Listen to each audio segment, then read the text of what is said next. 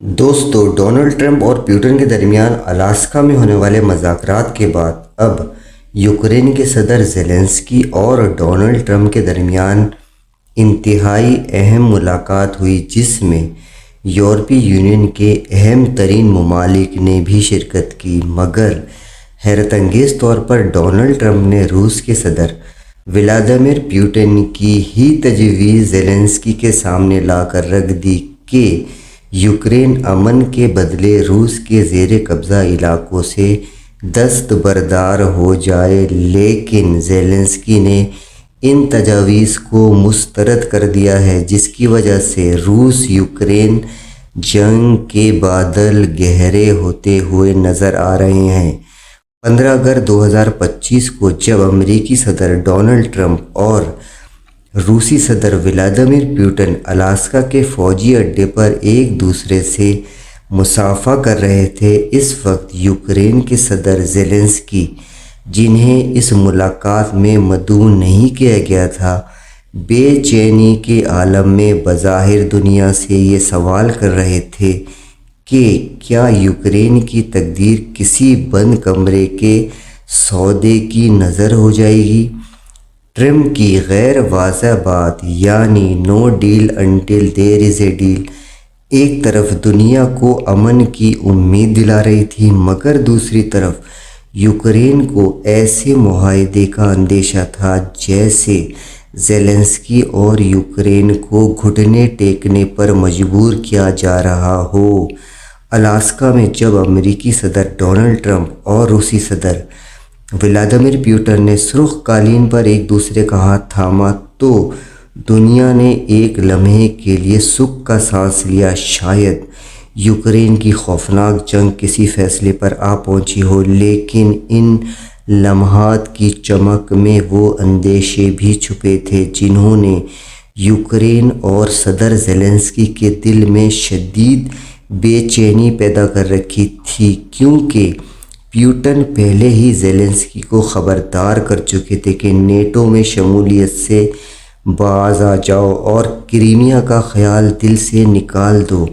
کیونکہ کرائمیا ماضی میں روس کا ہی حصہ رہا ہے۔ زیلنسکی جانتے ہیں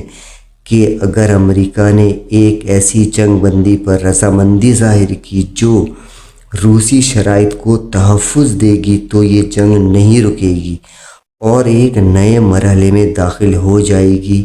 کیونکہ امریکہ نے پہلے ہی یوکرین کی فوجی امداد میں کمی کر دی ہے اور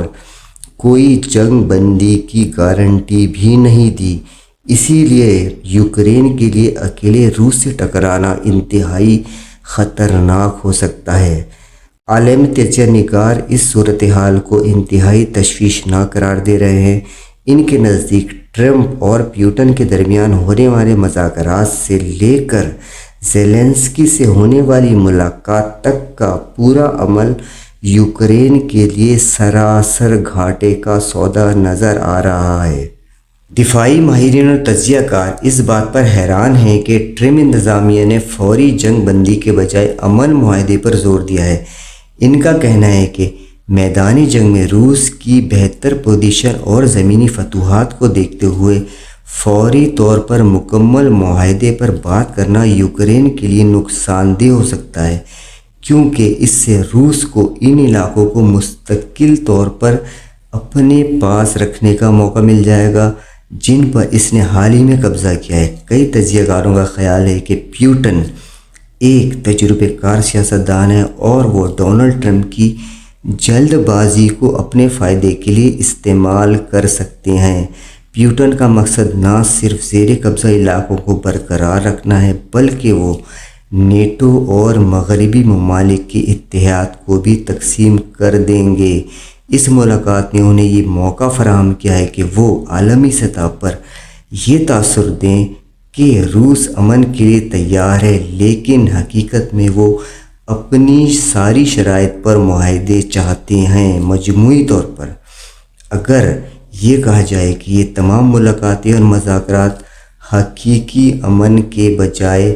وقتی نوعیت کے ہیں اور ڈونلڈ ٹرمپ اور پیوٹن نے ایک بہترین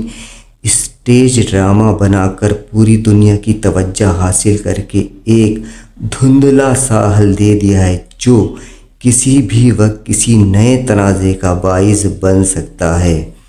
دوستو، آپ کو یاد ہوگا 2014 میں روس نے اچانک کرائمیا پر فوجی قبضہ کر لیا تھا۔ دراصل یوکرین بار بار نیٹو میں شمولیت پر اصرار کر رہا تھا اور یہیں سے پیوٹن کا دماغ خراب ہونا شروع ہو گیا کہ اگر یوکرین نیٹو میں شامل ہو جاتا ہے تو نیٹو کی افواج یوکرین کی حفاظت کا بہانہ بنا کر یہاں آ کر فوجی اڈے بنا لیں گی، جس سے روس کی سلامتی کو شدید خطرات لاحق ہو سکتے ہیں۔ اس سے پہلے کہ یوکرین نیٹو میں شامل ہو جاتا، روس نے یوکرین پر حملہ کر کے کرائمیا پر ہی قبضہ کر لیا اور کہا کہ کرائمیا ماضی میں روس کا ہی حصہ رہا ہے، جبکہ 2014 سے لے کر 2021 تک یہ تنازع محدود انداز میں چلتا رہا، مگر روس نے مشرقی یوکرین ڈونباس میں خاص طور پر علیحدگی پسندوں کی خفیہ حمایت جاری رکھی، جس سے کم درجے کی مگر مستقل جنگ جاری رہی۔ 2022 میں روس نے مکمل طور پر یوکرین پر حملہ کر دیا، جسے روس نے خصوصی فوجی آپریشن کا نام دیا۔ اس دوران روس نے یوکرین کے مزید علاقے جیسے کہ ڈونیٹسک، لوہانسک سمیت کئی اور علاقوں پر بھی قبضہ کیا۔ کرائمیا روس کے لیے بحر اسود میں ایک اسٹریٹجک فوجی اڈہ بن چکا ہے، جہاں سے وہ یوکرین کے خلاف بحری اور فضائی حملے کرتا رہا ہے۔ 2022 کے بعد سے یوکرین کرائمیا کو واپس لینے کی کوشش کرتا رہا، لیکن مغربی ممالک خصوصاً امریکہ کی جانب سے مکمل عسکری حمایت نہ ہونے کے باعث وہ اب تک اس میں کامیاب نہیں ہو سکا۔ 2025 میں جب ڈونلڈ ٹرمپ نے عندیہ دیا کہ کرائمیا کو روس کا حصہ مان کر امن ممکن ہے، تو دنیا میں خدشات پیدا ہو گئے کہ کہیں یہ طاقت کے ذریعے زمین ہتھیانے کو قانونی حیثیت نہ دے دے، جو کہ بین الاقوامی اصولوں کے لیے ایک خطرناک مثال بھی بن سکتی ہے۔